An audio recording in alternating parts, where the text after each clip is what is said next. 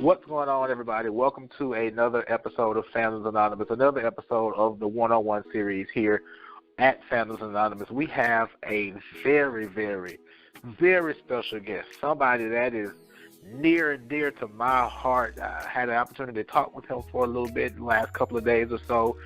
You guys know I absolutely love Power Rangers. You guys know that is my thing. Anytime you see us at a convention, we're always chatting with the stars from MMPR. By now, they know me by face and name, so it's gotten that bad. But it's a good thing anyway.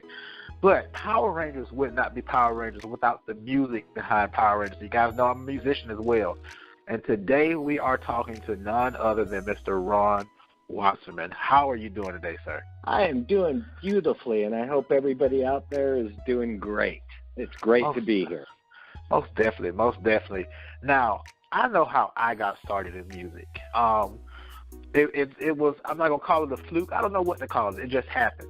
My uncle played drums and for my church, and my uncle is somebody I idolized. And I just watched him for years, and then when he stepped down from the set and ended up moving, I just got up there and started playing it, and it came natural to me. Perfect. And I went to a magnet school my 7th and 8th grade year, and I went in there like, oh, yeah, I know music. And the teacher asked, Miss Ginger Youngblood got me started. She asked, do you know how to read music? I'm like, that would be a no.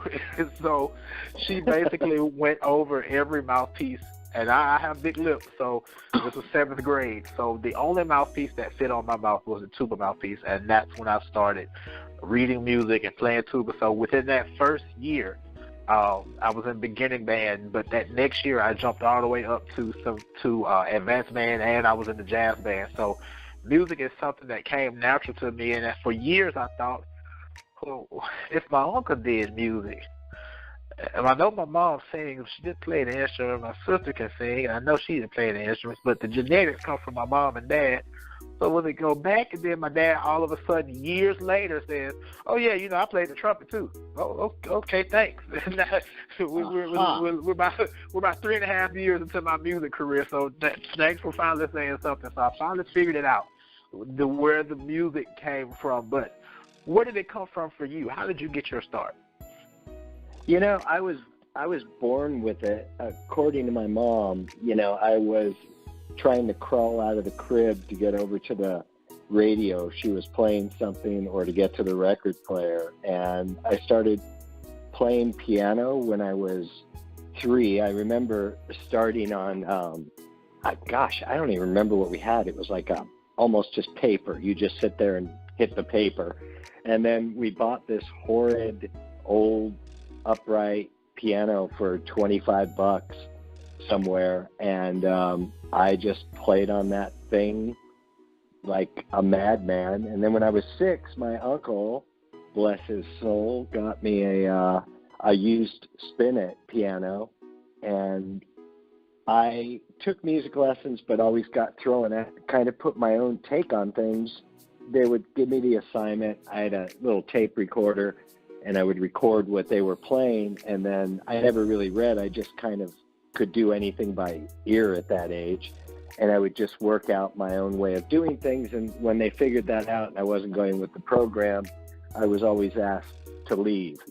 And, I understand what they were after, and it's perfectly fine, and I was after something different. And back then, no one really knew how to cultivate that side of the writing side, as opposed to just being a classical pianist.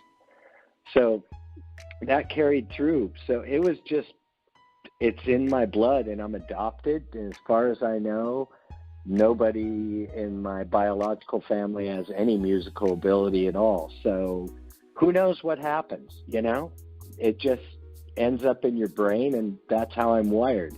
And it's a good thing, because I don't do many other things too well. Most definitely. I have a funny piano story. My sister said that I had a little small piano. I even remember this little small piano. And she said they would be in the living room watching TV, her, my mom, my dad, and they would hear wood dragging down the hallway. And she would say, okay, here comes with that piano. They said I would drag the piano all the way from the back bedroom, all the way across the house. Said it took me about at least 5 to 10 minutes just to get the piano up to the front of the house. And looking at that now at age 2 or 3, that's a long way for a 2 or 3-year-old dragging a heavy piano. But I would drag her all the way to the front of the house. I finally get in the living room, catch my breath, and they said I would just stand there. And they knew at that moment that meant that they had to stop whatever they were doing and watch me. They said I would bang on the keys, right at about a minute or so, and I would stand up and take a bow and say thank you, and they would clap, and then I would go on about my business and they go back and watch TV. So they said that was a night. That was at least 2 or 3 times a week. They would hear that piano dragging up the hallway, and so apparently my music started way back then. Oh yeah. So when that's funny. When you got into music, you made your stamp, and I think what you realized was that no, I'm not sanctioned to this level of mediocrity. Get in a music class, read what they want you to read, play what they want you to play. You were already realizing that you were beyond that. When that clicked for you, how did that make you feel? It took a long time to realize it, because even when I tried to take some courses in college, I remember a music theory class, and the guy said, by the time you're done, and he played something on the piano, he said, you'll be able to tell me all the notes I just played. And I said, and I was jotting it down as he played it, and I read out the notes, and I said, obviously you're in, the key of C minor. And he said, why are you here? I said, because I have no knowledge of theory. And he was the guy who ended up asking me to leave maybe a month later or so. Wow. Wow. And it's, and honestly, in the music business, now I know all the film composers, they're highly trained, but especially in the television business and then the pop business, when people will say, oh, I have a degree in music, it means nothing. It's much more important that you have a car and can deliver coffee to whoever you're working for when you're starting out. That's the main thing. Will you bring back good hot coffee? So that's the rite of passage that you have to go through. You have to really be willing to be a gopher for whoever you're working for at first. Do the grunt work. Get a break. You got to be willing to start the grunt work. Most people don't want to do that, but right. Even unless you're born into a family, if you're in the Newmans or something, it's not going to happen. I mean, all of Hans Zimmer's composers, they start off literally cleaning the floors, taking out the trash, getting coffee. Then they start getting some work, and they slowly work their way up and then out and onto their own careers. And that's how I looked at things at Saban. Now, you got past that level. You got past college. And what I'm hearing is a matter of, it wasn't you that you weren't the issue. It was basically, I'm a firm believer of where you belong is where you belong. And if you don't belong in a certain place, you belong somewhere else, moves will be made for you to get where you're actually supposed to go. I'm a firm believer in that. After you got out of that mindset, well, not mindset, that world, what was next for you? Because we got to college, we got to the beginning. What was next? Did you yourself have to do the grunt work, and how did that feel? It was fun and hellish because I, worked day jobs doing anything, even temp work. And I had I dug ditches. I had times doing inventory counting for 2 weeks of counting magnets. And then I started looking in the local paper out here. We have a thing called The Recycler, had it. And I would go around, I would see that bands were looking for keyboard players. And I would go audition, and I was only in, through that whole 80s period, maybe in 4 or 5 bands. But I found that as soon as I got in, because I have performance anxiety and I don't like the spotlight on me, yeah, it put me in a room with a band, and I just kind of naturally become a dictator. So that caused some butting of heads in projects. And I know that's not, I'm not really a great team player in those situations. It's fine for someone's opinion, but, it's ingrained in me, and I'd been doing it my whole life. So I would say, how about if we do this? How about if we do that? And I always felt really bad about that. But as those bands got closer to being signed, and then somebody else would handle the business and blow the deals usually.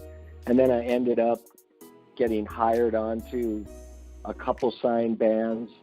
And so it started feeling good because I was music director and nobody else in the band. We were basically playing what the artist had done on their records, but it was a lot of fun,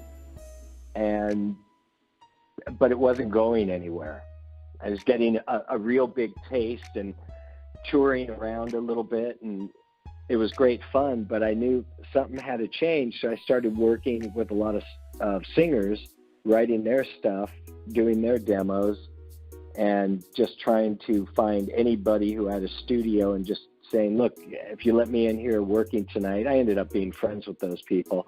I'll clean the whole place and do whatever I can. And luckily I had people who were really kind and let me use their facilities. And then in '89, one of my ex-band members was in charge of royalty collection at Saban and invited me in to engineer for one of their composers for one night because our engineer was out sick. And I went in, and for the first 7 hours, we just sat around and talked. And then the last hour, he worked and just banged out 3 one-minute cues. And I said, what do you get paid for this? He goes, $150 a cue. And I went, I have to learn how to do this because I was just in credit card debt and barely survived. So I just never left Saban. I just kind of stayed there, and eventually they hired me, and I was still not making anything, and I just kept writing in the spare time when I wasn't mixing the other composers' stuff. And finally, a couple of producers that were working there broke me of the songwriting format and gave me clear direction on how to score. And I started to get it, and I would get a cue in this show and a little cue in that. It was direct-to-home video stuff. And then in '92, they walked in with, I don't remember to this day if they had footage or even a picture, or they just said, the show's going to be called Mighty Morphin Power Rangers, and we need a theme tonight. So I blew out that theme in 2.5 hours, and those were my guide vocals on it because I'd never really sung on anything.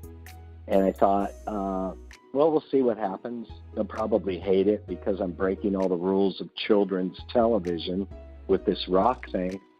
And luckily they had a meeting with Fox the next day, and Fox loved it. And they said, all right, they love your theme. And I said, who are we going to get to sing it? And they said, no, it's done. You're the singer. I went, okay. And from that day on, it was, there may have been a few weeks till the order was worked out with Fox and the footage started getting edited, the Japanese footage, and things started rolling in. But from that time on, I've pretty much been very busy ever since. So that started feeling good.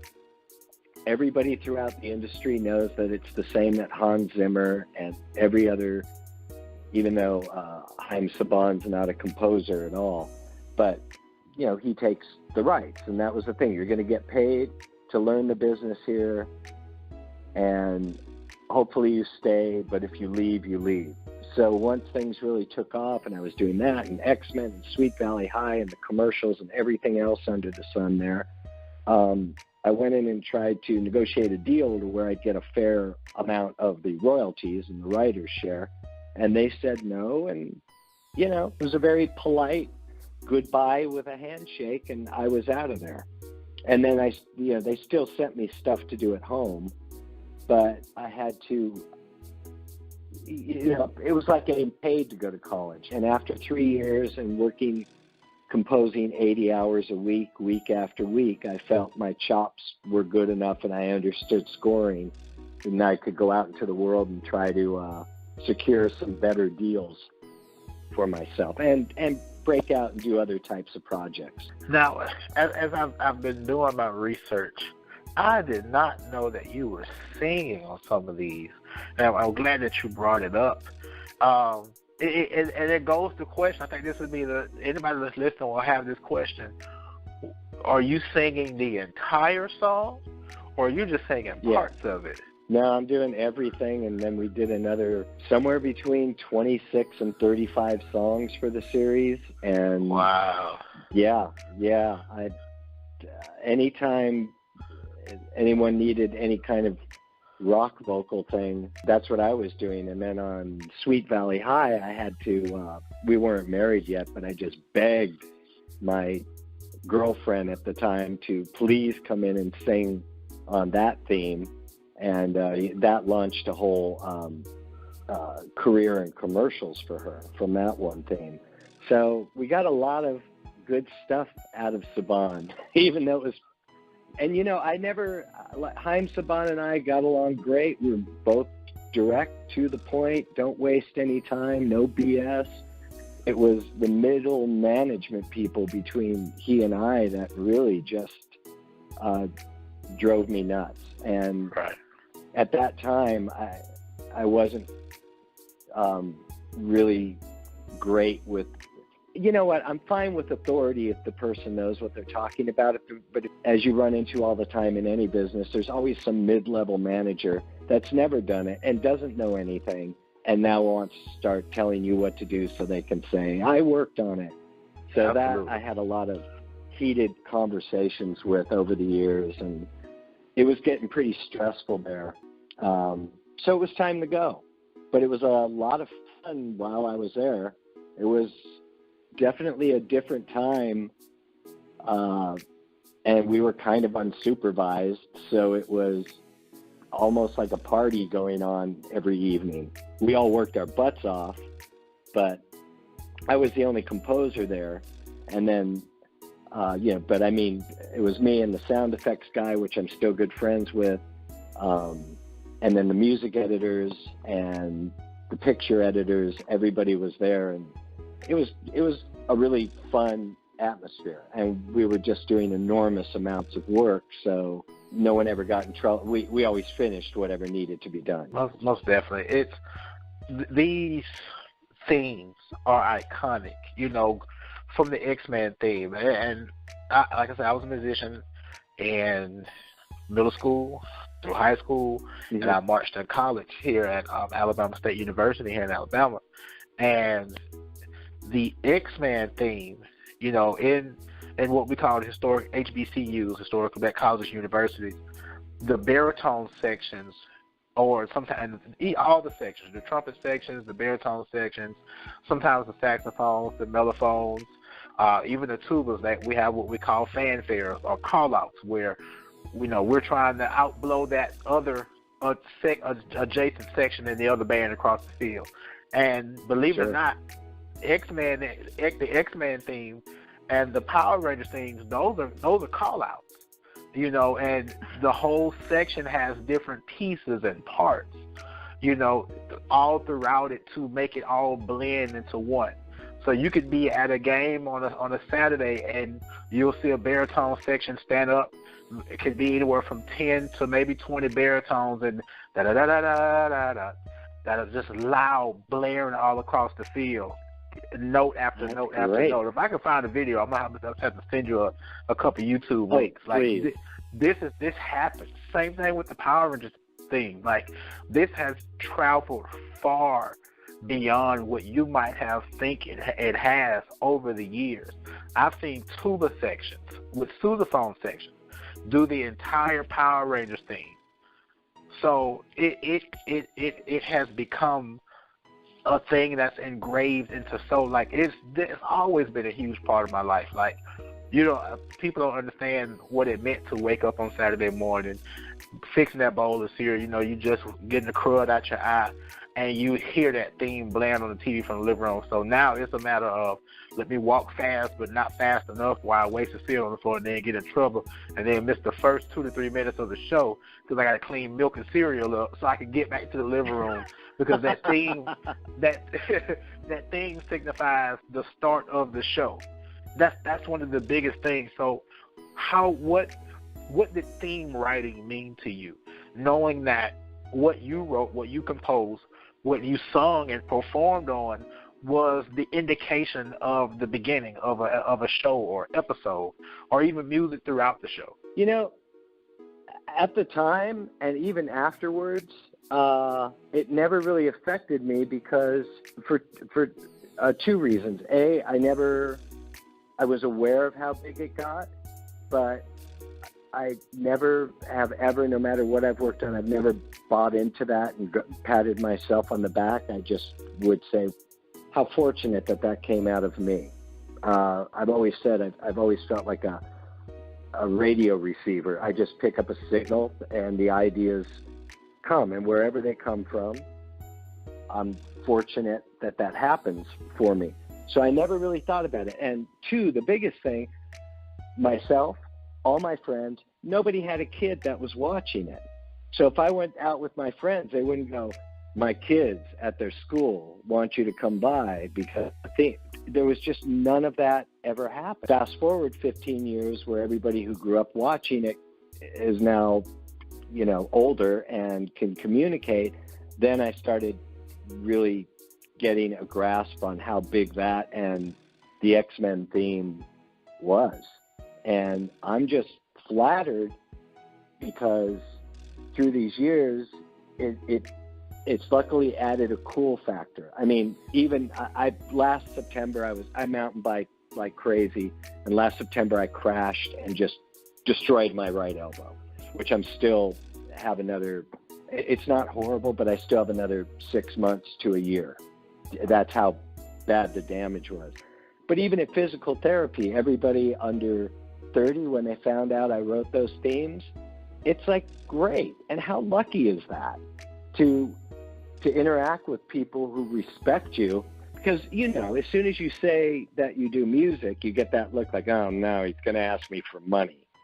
And when they find out you've done something that they grew up watching or as an adult have seen, it changes their perspective of you, and you're treated with respect. You're not treated any better, and I would never even allow that, but at least they know you've done something that affected them personally, and that's the greatest gift ever. And that's what really, when it really boils down to it, sometimes we as people never know the touch that we have on the world around us. I've been doing my channel since the end of 2016, and it's now got to the point where I can go back home to Mobile, Alabama, or be right here where I am right now in Montgomery, Alabama, and people have started to recognize me. And my wife was like, oh, you think you're some celebrity or something? I was like, well, And I was literally at work the other day. I work for a cell phone carrier. And I was just working on the accessory wall that we got, trying to get stuff back in order, transferring to a new store, trying to help that store grow back, help that store grow and mature. And this guy, this customer, he was talking to another one of the employees there. And I noticed that he was still kind of waiting around because I kind of overhear the conversations and making sure everything is flowing well and we're saying the right prices on stuff, so we won't have any customer complaints. And I noticed the guy's still hanging around, and then he comes over to me. He was like, hey, you're not busy, are you? And because prior to I was on the phone, so he's like, you're not on the phone, are you? I was like, no, I'm good. He was like, well, I just wanted to introduce myself to you. Man, I follow your channel all the time, and I was like, I didn't know if that was you or not. As I waited around, I heard you talk. I was like, no, that's him. I know that voice. So, stuff like great. that. You never know the impact that you have. A lot of times when I go to comic conventions, I do a panel or a workshop called What It Takes to Be a YouTuber. And sometimes you have people that'll be outspoken during the panel, and I always leave my email address for people who have more questions about what we talked about. And I get a lot of emails at the end of the day where people, they may not have wanted to stand up and say something, so they kind of reach out to you later, and people's like, man, thanks for the opportunity to sit in on that. You know, I got more questions, or now I have the empowerment to go out and start my own channel and be my own content creator. So my question to you is, you saw how it branched out. You hear the things that I'm saying here on my side of the planet, on the side of the United States. The further you got, how did that, in a sense, stardom feel for you? Because I know, of course, you weren't out there in the limelight and the big flashing lights, but behind the scenes, you in my book, I don't care about anybody else's book, in my book, you're that guy. So how did that feel? It just felt like I had set, I never even had a clear goal to make it. I just had a clear goal to make a living at it. So I've never felt any different. I've just always kept my head down and felt lucky that the work keeps coming in. But there have been some instances, and also with the band, with my wife when we were signed. But on the Power Ranger front, I've had over the years maybe 15 guys write me talking about how they were growing up in very abusive homes, and that by the time they were 9 or 10, they were already contemplating suicide, and they just were able to escape. And it's not just me, but they were able to completely escape into that show, and it gave them hope. And they said, they were able to get that first album that came out, or they would just, some of them have VHS players and would record stuff.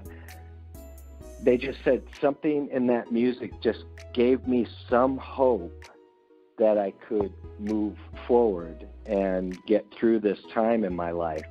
You have somebody telling you that you turned it around a little bit for them, even for 10, 15 minutes, where they didn't feel like jumping off a bridge because they were getting abused at home.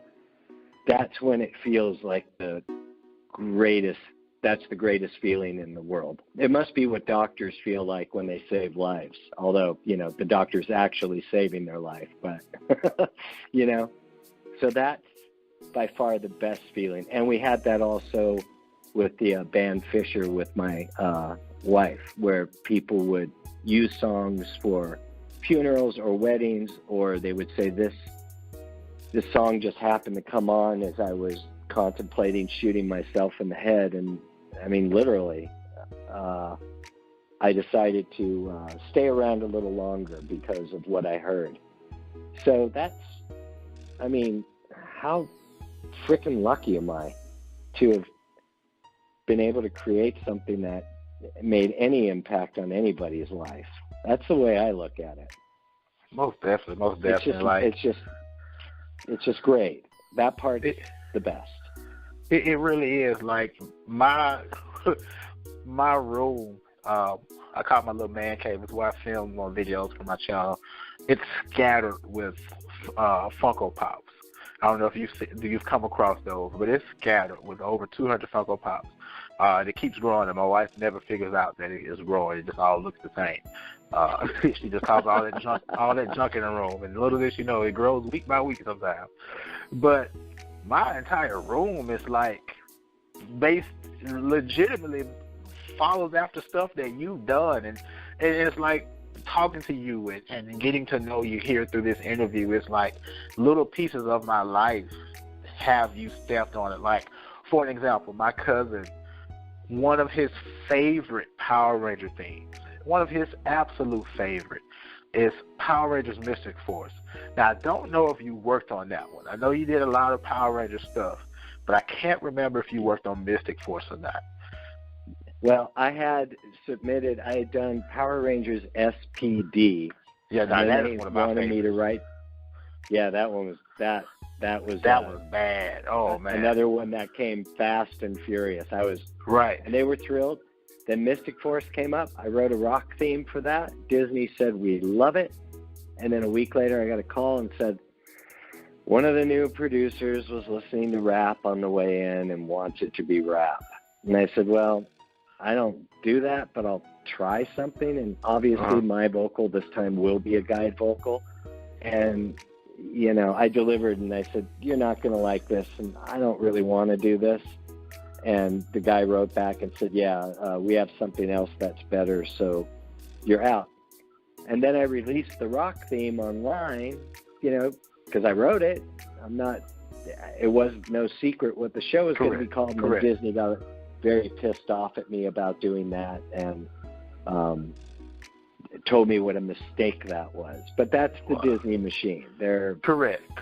You can't pick off the Disney machine. But this, regardless if your influence still impacts, like nowadays in Power Rangers, and I still watch it. I don't care what anybody thinks. I still watch it. That's fine. They've basically, and I don't like it. I'm just being honest. They've recycled. I don't like it either. Okay, good. I don't feel bad. They've recycled what you've done and kind of jazzercise it up a little bit, and it's like, no, can we get into something original? I mean, the only one that I give a pass to would be the Dino Charge theme, because they did go out of their way to create lyrics, and I love the lyrics of it, and I love the feel of it, but it still reaches back to you. It still reaches back to you, to the whole Go-Go Power Rangers, and I think that was a good thing in itself, to both create something new and reach back to the past as well. But some of the other ones have just tried to just revamp the original, and it didn't work for me. It was like, okay, come on, let's get the episode going on. Let's see what's going to happen. That's being done. It's being that recycling is happening for two reasons. A, because Saban and Shuki own all the rights, so anytime it gets used, it puts more cash in their pockets. That's fine, I get it. Number two, Noam Camille, that's been scoring the stuff, and he's known Haim since he was a child singer. So, I mean, his entire life he's known Haim Saban. So Haim had him doing the score and doing the themes, and there's no way Noam could write a theme. So they recycled the old one, if he even is that involved. But, you know, he's a very wonderful, warm personality that's just always happy. And in order to write rock, you've got to reach in and find some kind of angst. I mean, or it's just fake. And which a lot is fake that's released commercially. I mean, everything I wrote, almost all the songs are actually about something related to Saban mainly. So there was that anger to Saban, the company, not the man. So it came from a real place. And when I hear the recycled stuff, because people send it to me and go, what do you think of this? I'm like, it sounds like a really lame cover band. It just sounds terrible. Yeah. It's got no heart. It's got no heart. Absolutely. And those, but they don't care about that. True. And Hasbro so far doesn't seem to care about that. But maybe Hasbro will eventually care about that. Because it's still the old, even though Hasbro owns it, it's still the old, not old, I mean, it's still the previous director and probably post-production and Noam, so it's still the old team. If Hasbro switches it up, who knows? I mean, I had a little contact with them at the beginning because they needed the stems from the remake. When I recut the songs in 2012, they needed it for the theme for a product they were, something for the live shows that they were doing. And so I kind of figured, oh, good, I'm developing a relationship with them and maybe I'll get back in. And then I said, well, I'm interested. And they said, we'd love to have you, but the director wants to use his previous composer. I didn't know it was the previous director in Noam. And then, you know, they came out with this game, and that's kind of a lame ripoff of the rock stuff. So I don't know. I would love to do something, but I don't know if it's ever going to happen. I just don't know. Most definitely. There are two more things I want to touch on before we shift gears. VR Troopers, this is our classic television show. Your theme is amazing on that one. And the last thing, Mummies Alive. That is something that... Oh, yeah, Mummies Alive. Oh, man, that one right there, like, lately, I don't know if you've been seeing a trend on Facebook. People have been sharing stuff, and they've been saying, I'm this old. and they'll post a picture of something from a long time ago, and those people who know what that is, of course, we all clap and laugh and agree. But I'm Mummies Alive old. Like that was a show in itself, and the theme I just love that show. Sold it. The theme just sold it so hard. For me, it really did. Yeah, and it was that was a very quickly written theme because they just sent me the basic, they call it the Bible. It's like 3 pages on the breakdown of the characters of everything. And I just blew that theme out in absolutely no time. It was really, really fun. Unfortunately, I don't seem to have the, I'm just looking at my files. I have a whole database.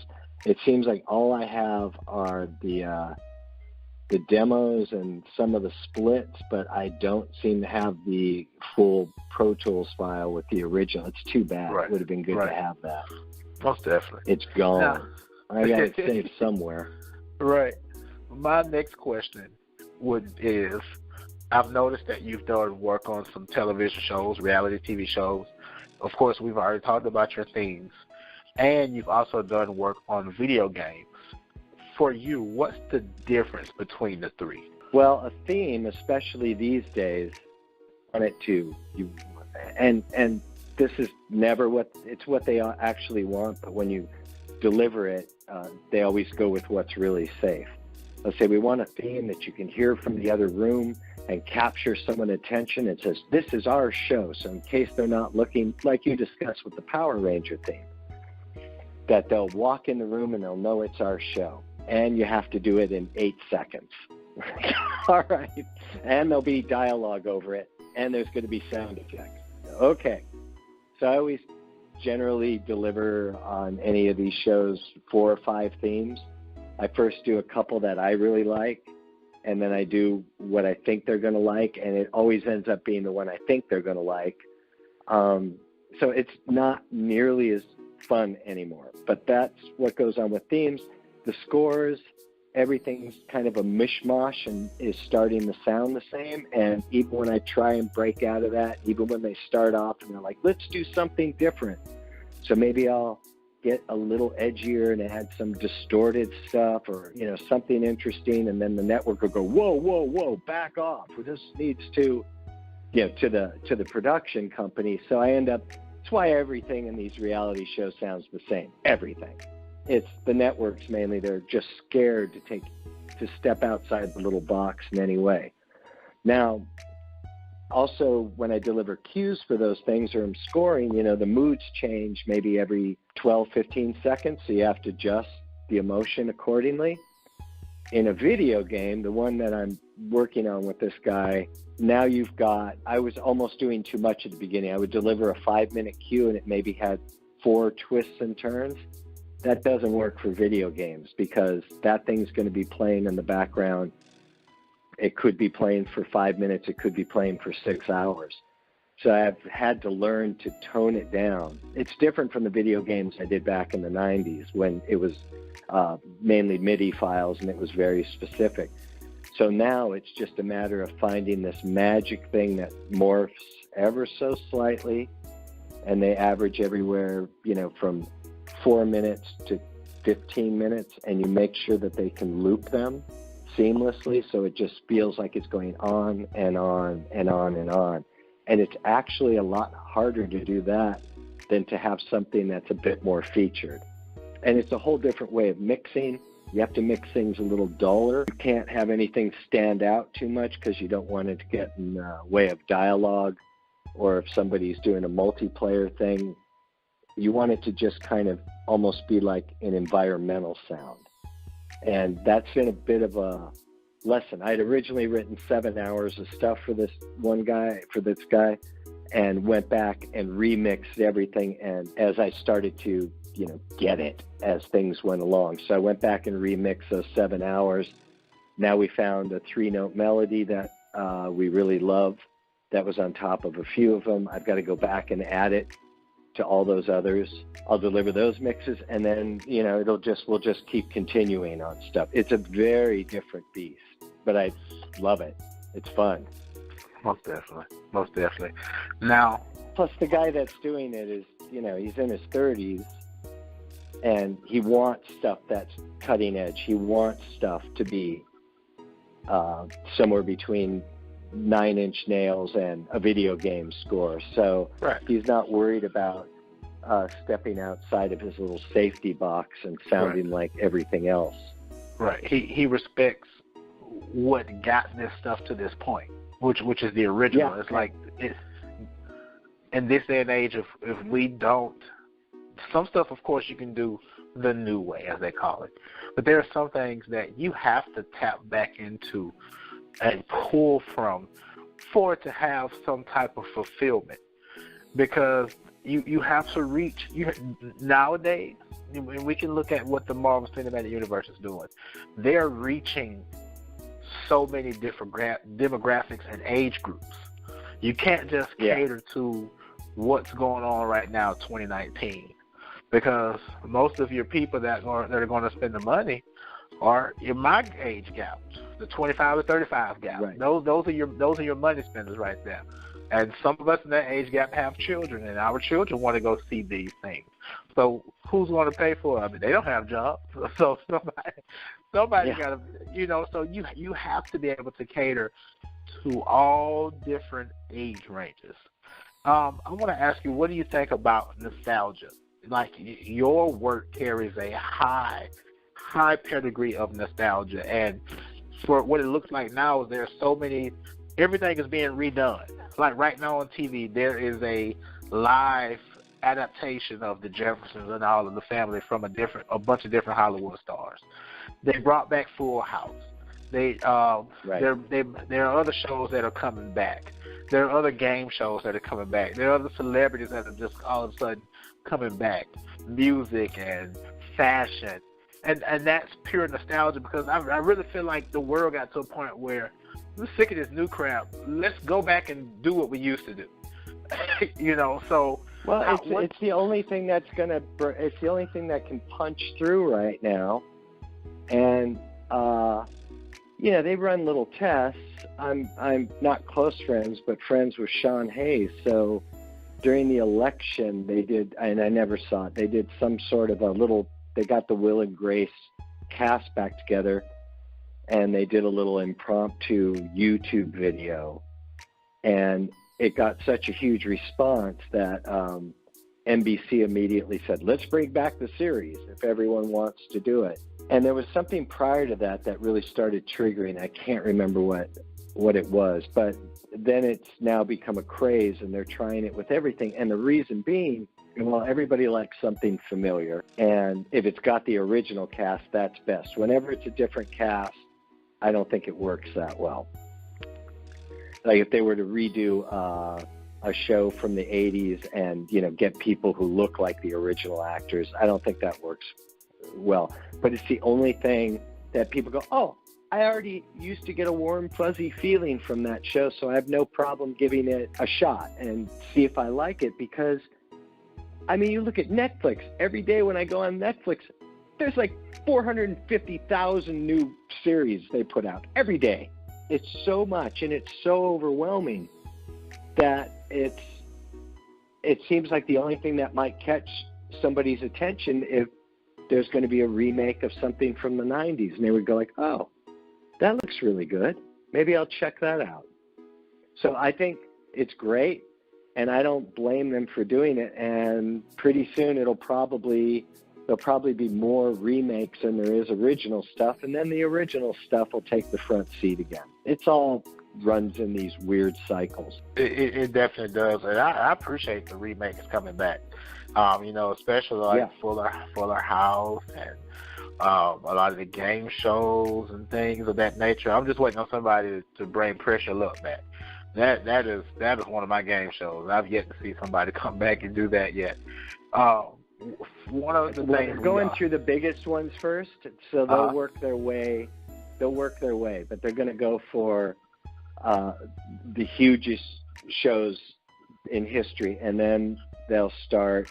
Like I heard something the other day that they're bringing back Candid Camera, Candid Camera. Oh, I didn't hear that one. That was a good show too. Yeah, it'll be interesting to see how that does, because everybody likes spy cams, and then you've got to weigh that against a show like Live PD on A&E, which is the #1 cable show, and it's guys with cameras that can broadcast a live signal riding around with the police. So they're starting to also think, hey, this is not only cheaper, but people are really into just watching stuff in real time. So I think we're going to see a lot more real time instead of the traditional an edit every 7 to 12 seconds. And, it may reduce some ADD problems for people. Yeah. And like you look at the ultimate method, the ultimate show of nostalgia right now. You got America's Funniest Videos. Of course, it used to be ran by Bob Saget and then Tom Bergeron. But right now, Alfonso Ribeiro, who was a part of the 90s, just like yourself, is now the host of this show. So it's like you can't get any better. you can't get any better with the definition of nostalgia. Now, another definition is something that we always talk about on this show. It's the word consistency. On the 101 series, we always ask this question: what does consistency mean to you? Boy, that is a tough one. So we've got to come up with consistency in general, in life, or in media. What does it mean to life? You? You've had a career where you stayed consistent. You didn't falter. You did what you had to do. You got to where you wanted to get to, and you're still climbing and doing things. So when you think about the word consistency, what does it mean just to you, period? I think consistency for me is, and I know a lot of people like this in the business, the moment they got into the business, that's where they parked whatever, it's not even ego. They parked their ego, and they've always kept that enthusiasm and appreciation to be employed and continue at their craft from the moment they broke in. Now, on the way up, they might have been vicious, or they might have done anything or done stuff they regret. But then once things took off, every single time the phone rings, every time a project comes through, they treat it like their very first project, and they're willing to bend over backwards and do anything just to get things moving forward and to continue with their career. So to me, that's kind of the best consistency, instead of other people I've known, especially rock stars, that, buy into it and nothing is ever enough, and we turned it down because they weren't going to pay us this outrageous fee, and just scattered in their thinking and in their entire life. So it seems to go hand in hand with that. It's people who can understand that what we're doing in our business doesn't change the world. It affects people. Someone dies, the world goes on without us, perfectly fine. So once you can realize that and just realize how lucky you are to be in and do something you love and not ever be an a-hole, that's consistent to me. And the guys I know who are 20, 30 years into the business are that way. They just are happy to be working. We really, really appreciate that. That's all I can think of. Now, last question we got for you is, what's your advice to that young composer that is out there getting ready or already ready for where they are in their career, in their life, or they're growing into it?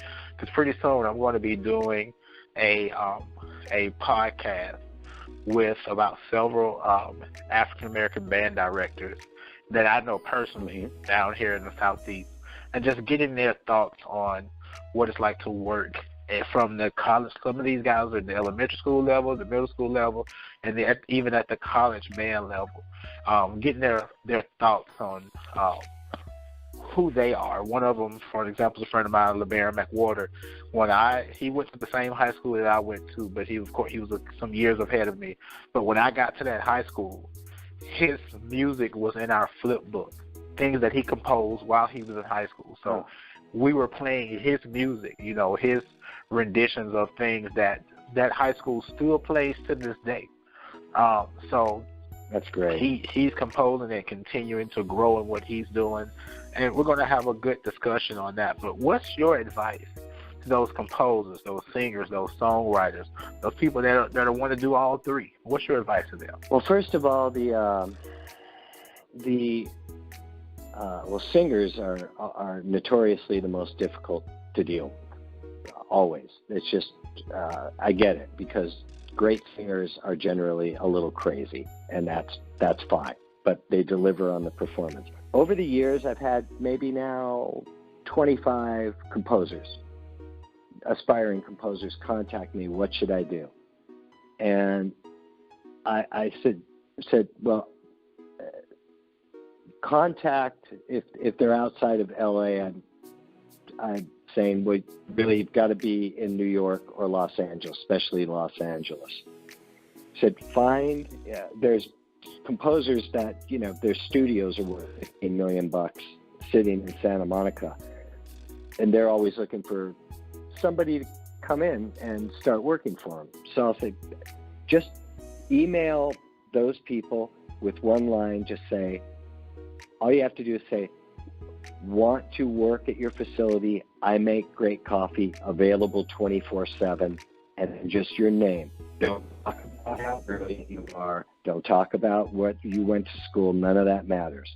They'll clearly understand that you're not going to waste their time. So set that precedence first. This is what I'm going to do. I'll do anything just to get in and work with you. And then they slowly break in. Only one has ever listened to me, and I'm still friends with him. And he ended up knocking on Hans Zimmer's door. He lived in Idaho, and he said, I can work on the sample libraries, and I'll just do it. And he, a week later, grabbed some stuff from back home and moved in with a friend in Los Angeles and started working for Hans. And after years, getting gigs like on Pirates of the Caribbean and some of the other things, and he was on his moving up, and he was becoming a full-time composer there. Unfortunately, his mother got cancer, and he wanted to take care of his mom, and in this business, that's okay for an afternoon, but you can't leave town in the middle of a project. Life goes on. I mean, when my dad died 7 years ago, I needed to bang out a song for a show, and they said, well, you don't have to have it to us in the morning, but can you have it to us by 11 a.m. for the table read? So things go on. But the other people didn't listen because they believe that what they're able to create at whatever skill level they're at is so brilliant and so original. So remember this, everybody in this business pays dues to get in. Almost nobody just walks in. Accept it. You're going to get abused. You're going to have your rights taken, and you're going to have to suffer. But you have to work your way through that and also learn all the business side, or as much as you can, of the music business. That'll help you out more later as your career gets going than you will ever realize, because nobody seems to know the business end. So if you do, and I learned it all from Haim Saban, it's invaluable. Secondly, no matter what you do, no matter what hit show you had, no matter how many people are singing your praises, there's always 5 people out there that could do it a lot better. And if you ever get an attitude or open your mouth or cause any problems, you will get dropped immediately, and they will go straight to somebody else. I had an acquaintance I haven't spoken to, got a big Disney show on stage. They're giving him notes, and he throws a fit and goes, you guys realize that you live down here in Burbank. I'm up in the hills. you guys drive whatever, Toyotas. I'm driving a Porsche. And they said, well, okay. He got fired that day, and he hasn't been able to find work since. So you can't have an attitude ever, even if it's appropriate at times, even if they're driving you crazy and you want to kill someone, swallow your pride and go on and do your work. It's a very small business. Everybody seems to know all the bad stuff that's going on with everybody else. That spreads like a wildfire. But prepare to start off, young, preferably, single, preferably, because you're not going to sleep much, because you're probably going to have to work some sort of part-time job while trying to break into the business. And just remember, your stuff's not precious. And then once something happens, don't get an ego about it. Even if you're really brilliant, it's still just luck. It's a gift you were given. I don't care if you're religious or an atheist. It's a gift that you were given. Just develop it and stay humble forever. You have to do that. And a lot of people don't, but you have to.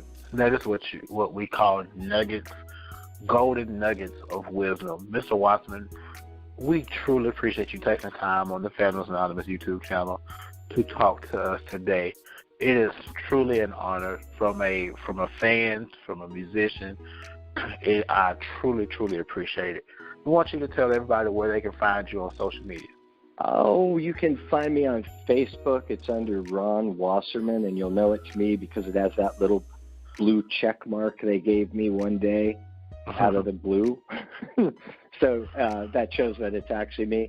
And then, no one really goes to composer websites anymore. It's all about social media. So start at Facebook, and that's really the main thing I use. And even though it's increasingly becoming more and more commercialized, I haven't found anything better yet that's as big. And I'm, like so many of us, we're established there.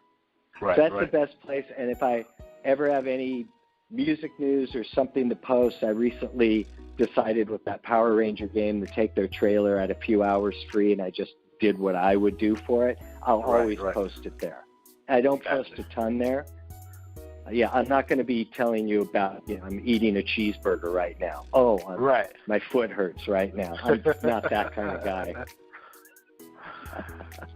Most definitely. But guys, you know who we are. We're Fandoms Anonymous. That's FANDOMSANONYMOUS. We're right here on social media, all over social media, on YouTube, where you're watching this, and we're also on Facebook as well, where you can see this video. Don't forget to hit us up on Instagram. It's at Fandoms_Anonymous17, and also on Anchor, where we're going to place this as well, and it will be also spread out to all the places that you can get your podcast. Again, Mr. Wasserman, thank you so much. We truly appreciate it, and we'll see you guys in another video.